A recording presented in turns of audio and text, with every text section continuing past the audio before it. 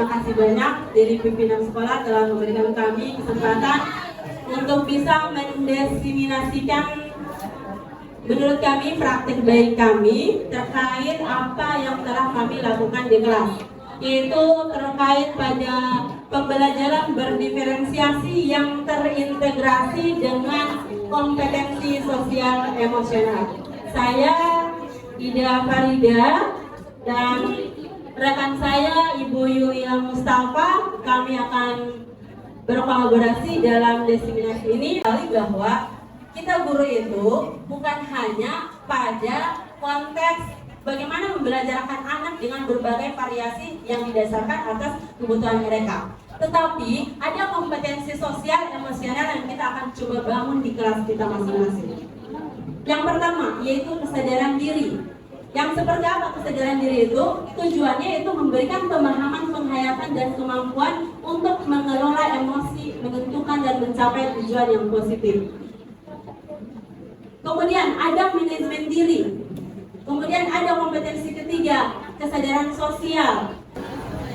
Baik, terima kasih Bu Ida. Jadi Bapak Ibu masih tetap semangat ini? Oke, semangat. Kompetensi sosial emosional ini ada 5, yaitu ini kita bisa kolaborasikan pokoknya yang ada di lingkungan sekolah, yaitu yang pertama kesadaran diri, kemudian ada manajemen diri, kesadaran sosial, kemudian keterampilan berelasi dan pengambilan keputusan yang bertanggung jawab.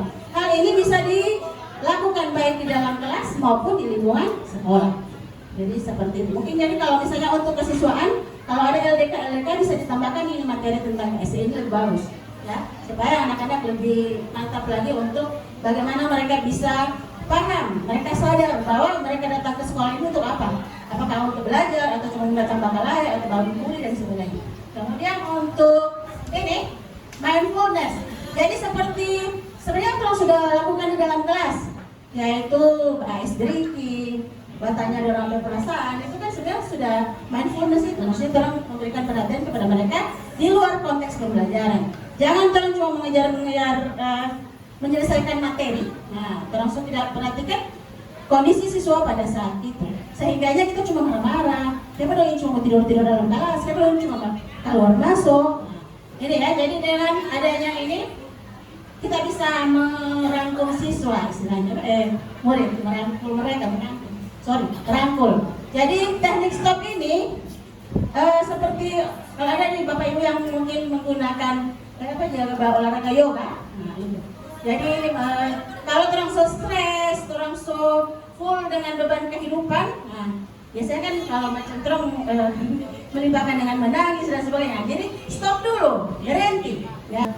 Ini saya coba mempraktekkan di kelas saya. Jadi biasanya setelah berdoa itu saya sering begini ke anak-anak.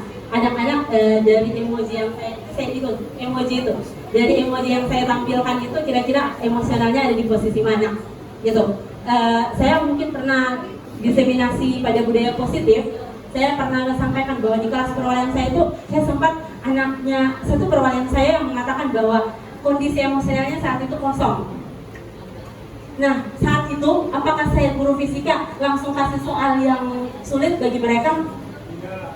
Nah, apakah cocok seperti itu? Atau misalnya saya marah-marah, gitu, guru marah-marah, jadi guru menuntut, padahal Ki Hajar Dewantara tadi Bapak Pendidikan kita sampaikan bahwa guru itu seharusnya menuntun, gitu ya, menuntun kodrat diri dari peserta didik kita. Nah, setelah itu, jadi kita bisa mengetahui, jadi sebelum kita memulai pembelajaran kita bisa tahu bahwa keadaan emosi siswa kita ini ada yang dalam keadaan bosan. Itu anak kelas 11 sering mengatakan bosan karena mungkin belajar fisika 5 jam gitu. Ada yang bosan, ada yang lelah, sehingga bagaimana kita guru pintar-pintar mengemas pembelajaran yang tidak bikin tambah bosan mereka lagi. Artinya kita sebagai guru mampu mengakomodir dari keadaan sosial emosional peserta didik kita. Nah, ini ada beberapa metode yang saya lakukan terkait metode mindfulness teknik stop ini. Bapak Ibu izin saya praktekkan di sini, bisa ya? Nah, saya minta kita semua berduduk dalam posisi tegak, tidak menyender di kursi. Bisa Bapak Ibu? Ya, posisinya dalam posisi duduk tegak. Kemudian boleh dipejamkan mata Bapak Ibu. Ya, sambil Bapak Ibu membayangkan hal yang indah yang Bapak Ibu alami hari ini, tentang dengan keluarga di rumah, dengan anak-anak, dengan peserta didik kita. Menutup mata, coba tarik nafas dalam-dalam. Tarik dari hidung, tarik dalam, keluarkan dari mulut dengan perlahan. Lakukan secara berulang Bapak Ibu, hingga Bapak Ibu merasakan lebih lega lagi, lebih refresh lagi. Lakukan secara berulang. Ya, jika Bapak Ibu sudah merasa lega, Bapak Ibu bisa kembali membuka matanya. Nah, ini adalah salah satu teknik stop Bapak Ibu bagaimana mengelola emosional peserta didik kita.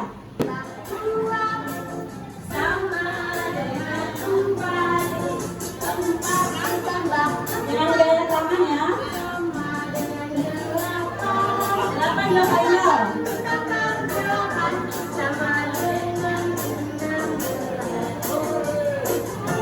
Satu kali lagi. Diikuti dengan Yuli.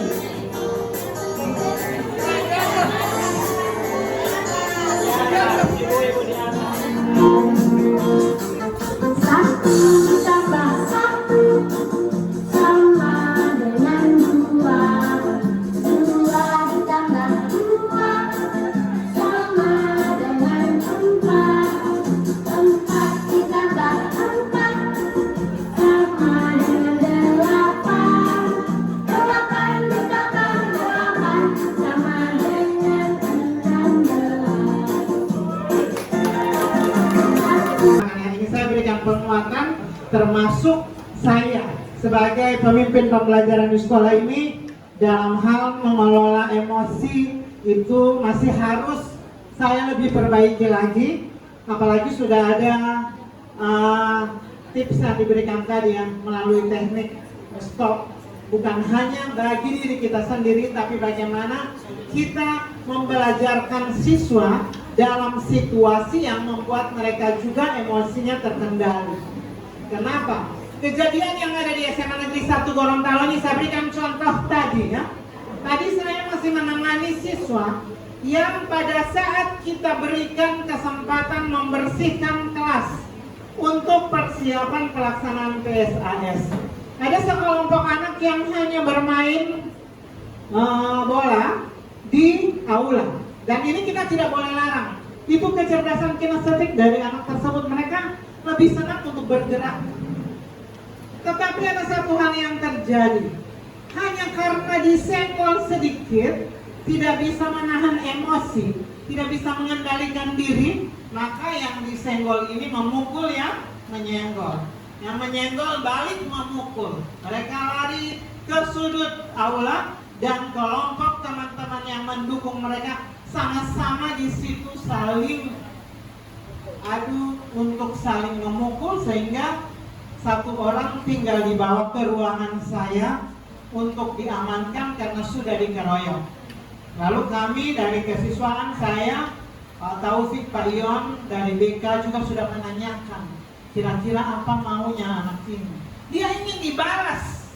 Saya tanyakan, seandainya sudah dibalas, apa yang akan terjadi lagi? Pasti membalas terus. Intinya hanya satu, bagaimana mengendalikan emosi, bagaimana bisa mengendalikan diri, sehingga ini saya berikan penguatan, barangkali kita akan lebih banyak belajar di situ. Bahkan sebenarnya sekolah itu butuh pendampingan dari psikolognya, bukan hanya mental guru, tetapi juga dari mental siswa.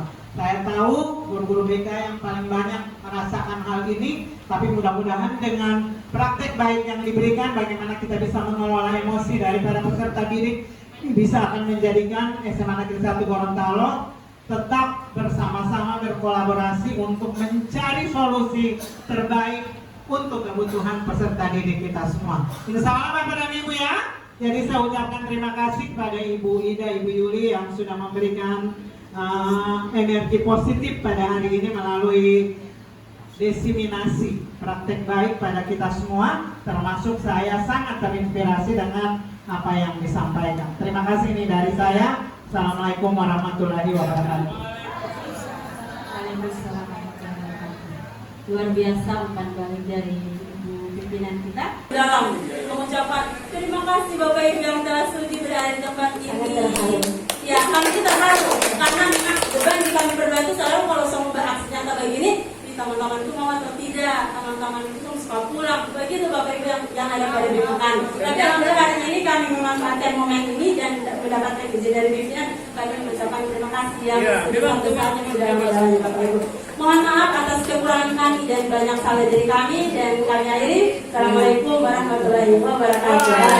Salam bergerak, bergerak dan menggerakkan.